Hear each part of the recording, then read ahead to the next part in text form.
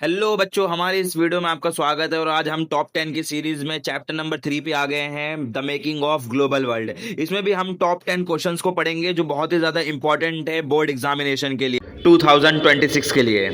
चलिए हम बढ़ते हैं क्वेश्चन नंबर 1 की तरफ। वीडियो के एंड तक जरूर बने रहिएगा। देखो बच्चों, पहला क्वेश्चन आप लोगों को दिख ही रहा होगा। क्वेश्चन नंबर 1 है, what was canal colony. Canal colony क्या है? कैनाल का मतलब होता है नहर, जहां पे पानी की नहर बनाई जाती है। सबसे पहले ये पंजाब के अंदर डेवलप करी गई थी। ये क्यों डेवलप करी गई थी? इरिगेशन को बढ़ाने के लिए। ठीक है, जो सूखी जमीन थी वहां पे क्या हो सके, उसको फर्टाइल जमीन बनाया जा सके, एग्रीकल्चर लैंड बनाया जा सके। ठीक है, वहां पे सिंचाई के लिए, ठीक है, क्या बनाया गया था? नहर बनाई गई थी। इस इमेज में आप देख सकते हो, ये फोटो आपको दिख रही होगी। यहाँ पे नहर है और इसके बगल में खेत हुआ करते थे, जिन खेतों पे क्या करा जाता था, ये नहर का पानी डाला जाता था ताकि वो जमीन क्या हो सके, दोबारा फर्टाइल हो सके और एग्रीकल्चर के लिए सूटेबल हो सके। पीसेंट को यहाँ पे सेटल किया गया, कॉलोनी बनाई गई ताकि वहां पे पीसेंट आके क्या कर सके, खेती कर सके। ठीक है, और आगे इसका एम क्या था? एग्रीकल्चर प्रोडक्शन को इंप्रूव करना था और रेवेन्यू को इंप्रूव करना था। मेन मुद्दा क्या था? रेवेन्यू को इंप्रूव करना था। अगर बेटा रेवेन्यू इंप्रूव हो जाएगा तो क्या होगा? टैक्सेस आएंगे। क्या आएंगे? ब्रिटिश के पास टैक्सेस आएंगे। चलिए अब क्वेश्चन नंबर 2 की तरफ हम बढ़ते हैं। तो बच्चों क्वेश्चन नंबर 2 हमारे स्क्रीन पे दिख रहा होगा। क्वेश्चन नंबर 2 बोला गया है द फर्स्ट वर्ल्ड वॉर। इसमें फर्स्ट वर्ल्ड वॉर को समझाना है। पहली बात आप क्लियर कर लो कि फर्स्ट वर्ल्ड वॉर कब हुआ था। फर्स्ट वर्ल्ड वॉर 1914 में शुरू हुआ था और 1918 तक चला था। ये दो बड़ी पावर में हुआ था। एक थी अलाइड पावर। क्या थी बेटा? अलाइड पावर थी। और एक थी सेंट्रल पावर। किसमें हुआ था? वर्सेस सेंट्रल पावर में हुआ था। ये याद रखना है आपको। एक अलाइड पावर थी और सेंट्रल पावर। ये वर्ल्ड वॉर फर्स्ट हुआ था इन दोनों के बीच में। A war like never before. ऐसा वॉर था जो आज से करीब कभी पहले नहीं हुआ हो। इसमें मिलियंस ऑफ सोल्जर्स मिलते अलग अलग नेशंस के। न्यू वेपन्स का यूज किया गया था इस वॉर के अंदर। मशीन गन का इस्तेमाल किया गया था, टैंक्स का इस्तेमाल किया गया था, एयरक्राफ्ट, पॉइजन गैस का इस्तेमाल किया गया। रिजल्ट क्या निकला इससे? लॉस हुआ लाइफ का। कई लोगों, लाखों लोगों की जान गई, प्रॉपर्टी लोगों की खत्म हो गई। और टोटल वॉर में पता है इकोनॉमी को इस्तेमाल कर लिया गया, इंडस्ट्री को इस्तेमाल किया गया इस पूरे वॉर को करवाने के लिए। चलिए क्वेश्चन नंबर 2। क्वेश्चन नंबर 3 हमारा दे रखा है। इसके अंदर आप लोगों के स्क्रीन पे दिख रहा होगा कि ब्रिटेन को क्या क्या नुकसान झेलना पड़ा वॉर, फर्स्ट वर्ल्ड वॉर की वजह से। पहली बात तो ब्रिटेन को यहाँ पे नुकसान झेलना पड़ा था। हैवी डेब्ट, बहुत ज़्यादा कर्जे में हो गया था क्योंकि ब्रिटेन ने कई जगहों से बहुत सारा कर्जा ले रखा था और बहुत ज़्यादा पैसा खर्च किया वॉर के अंदर। इंडस्ट्री डैमेज देखने को मिली। यहाँ की जो इंडस्ट्री पूरी तरीके से डिक्लाइन हो गई, खत्म हो गई, डैमेज हो गई। प्रोडक्शन रुक गया, प्रोडक्शन पूरी तरीके से रुक गया। ठीक है, लॉस्ट पावर, पावर का क्या हुआ? इधर लॉस देखने को मिला, लॉस पोजीशन देखने को मिला। And leading the global economy power. ठीक है, जो ब्रिटेन की क्या बनी थी? पावर बन रखी थी, जो पहुंच बन रखी थी पूरे वर्ल्ड में, वो पूरी पहुंच क्या हो गई? ब्रिटेन की खत्म हो गई। अब सबसे बड़ी बात, अनएम्प्लॉयमेंट बढ़ गया, बेरोजगारी सबसे ज़्यादा देखने को मिली ब्रिटेन के अंदर। चलिए अब क्वेश्चन नंबर 4 की तरफ हम बढ़ते हैं। क्वेश्चन नंबर 4 आप देख सकते हो। क्वेश्चन नंबर 4 में बताया गया है कि what was corn law. Corn law क्या था? कॉर्न लॉ जो था ये रेस्ट्रिक्ट कर रखा था इंपोर्ट करने के लिए। कोई भी चीप ग्रेन इंपोर्ट नहीं करेगा। ये डिज़ाइन क्यों किया गया था? प्रोटेक्ट लोकल फार्मर्स को प्रोटेक्ट करने के लिए फ्रॉम कंपटीशन। इंडस्ट्रियलिस्ट और वर्कर्स चाहते थे कि वहाँ पे चीप क्या आ सके, फूड आ सके, जिससे क्या हो, लोअर वेजेस में और चीप फूड में लोगों को काम करवाया जा सके, जिससे बहुत ज़्यादा फ़ायदा उठाया जा सके, बहुत ज़्यादा मुनाफा कमाया जा सके। ड्यू टू प्रोटेस्ट, इसके लिए कई जगहों पे प्रोटेस्ट देखने को मिले। और लास्ट 1846 में क्या हुआ? कॉर्न लॉ को बंद कर दिया गया। 1846 में क्या कर दिया गया बेटा? कॉर्न लॉ को बंद कर दिया गया। ठीक है, ये याद रखना है। कॉर्न लॉ को कब एबोलाइज कर दिया गया था? 1846 में। क्वेश्चन नंबर 5 की तरफ हम बढ़ते हैं। तो बेटा क्वेश्चन नंबर हमारा 5 बोला गया है ग्लोबलाइजेशन क्या है। जैसे कि आप देख सकते हो, ठीक है, ग्लोबलाइजेशन हमें समझाना है। तो पहला तो ट्रांसपोर्ट की वजह से हमारा काफ़ी ज़्यादा देखने को मिला ग्लोबलाइजेशन, जिसमें हमारा शिप्स का इस्तेमाल हुआ, रेलवेज़ का इस्तेमाल हुआ, एयरप्लेन का इस्तेमाल हुआ।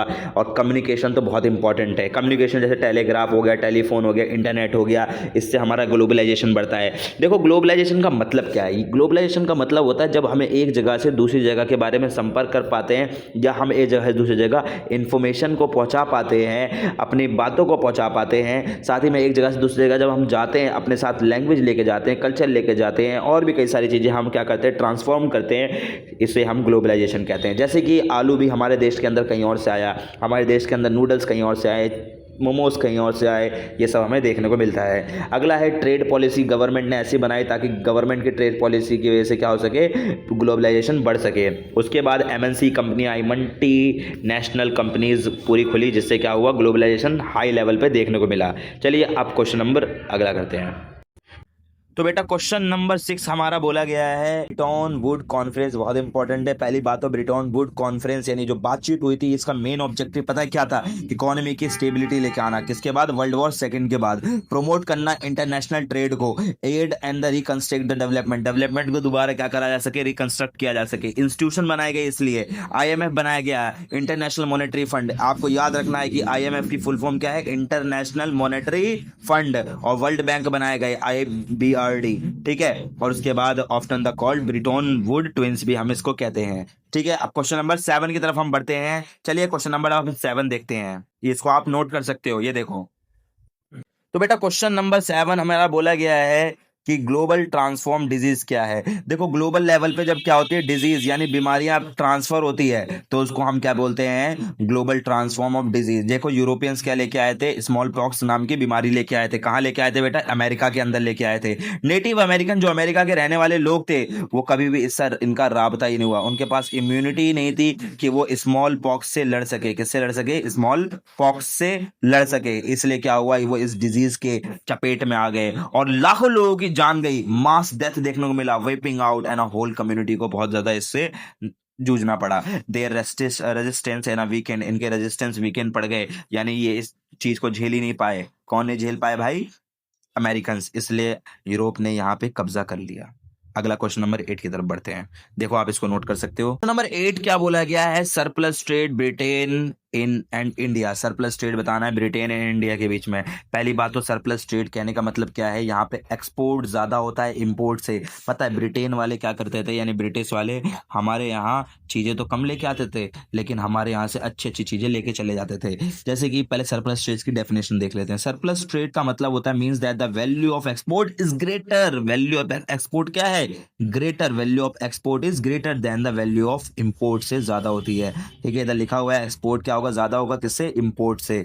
और आगे बताया गया है, कॉन्टेक्स्ट में बताया गया है, India is exported raw material. India कौन कौन से रॉ मटेरियल एक्सपोर्ट करता था, कॉटन करता था, जूट करता था। साथ ही में आगे बताया गया है, इंडिया इंपोर्टेड मैन्युफैक्चर्स गुड्स, ठीक है। मैन्युफैक्चर्स के गुड्स जो होते थे, यानी ब्रिटेन से आए हुए मैन्युफैक्चर गुड, यानी जिनको हाथों से, वो मशीनों से बनाया जाता था, वो इंडिया के अंदर लाए जाते थे, वो भी बहुत कम, ठीक है। Britain earn from taxes, Britain तो टैक्सेस से भी कमा रहे हैं, व्यापार करके भी कमा रहे हैं। इससे रिजल्ट देखने को मिला बैलेंस फेवरेबल ब्रिटेन, ब्रिटेन को तो इससे फायदा ही फायदा मिला, ठीक है। इसको नोट कर सकते हो आप। तो बेटा क्वेश्चन नंबर 9 हमारा बोला गया है कि कॉजेस ऑफ 1929 डिप्रेशन को हमें समझाना है कि 1929 के डिप्रेशन क्या था। देखो ओवर प्रोडक्शन हो गया था, ठीक है, जिस वजह से क्या हुआ, agriculture reading the price drop हो गए, स्टॉक मार्केट क्रैश हो गई यूएसए के अंदर 1929 में। आपको ये याद रखना है 1929 में क्या हुआ, यूएसए में स्टॉक मार्केट क्या हो गई बेटा, क्रैश हो गई। मासिव बैंक फेलियर, बैंक वगैरह सब फेल हो गए, लोन्स वगैरह बहुत ज्यादा हो गए। Sharp decline of international trade, और इंटरनेशनल ट्रेड पूरी तरीके से क्या हो गया, डेक्लाइन हो गया, खत्म हो गया। इसको नोट कर सकते हो आप। बेटा हमारा अब लास्ट क्वेश्चन आ चुका है, बड़ा सिंपल सा क्वेश्चन है ये भी, जिसका मतलब है वाई एमएनसी शिफ्ट एशिया, यानी एमएनसी जो बड़ी बड़ी कंपनी थी ये एशिया क्यों आई। पहली बात तो चीप लेबर थे हमारे, हम लोग मतलब बहुत सस्ते दामों में काम करने के लिए तैयार हो जाते हैं। लार्ज मार्केट है भाई, ठीक है, क्योंकि पॉपुलेशन तो खैर ज़्यादा है यहाँ पे देखने को मिलती है। Population based on a selling product, tax benefit बहुत ज़्यादा मिलता है। गवर्नमेंट की ऐसी पॉलिसीज होती है आसान आसान सी, जिससे कई सारे लोग इन्वेस्टमेंट करने के लिए अट्रैक्ट होते हैं। लोअर एंड कॉस्ट प्रोडक्शन होता है इंक्रीज, इससे प्रॉफिट मार्जिन वो ज़्यादा कमा सकते हैं, ठीक है। अब better infrastructure rapidly improve in many Asian countries में क्या देखने को मिला, इंफ्रास्ट्रक्चर बहुत तेजी से बढ़ने को देखने को मिला। अब हमने टॉप 10 क्वेश्चन में हमने टॉप 10 क्वेश्चन पढ़ लिए, बहुत इंपॉर्टेंट क्वेश्चन थे।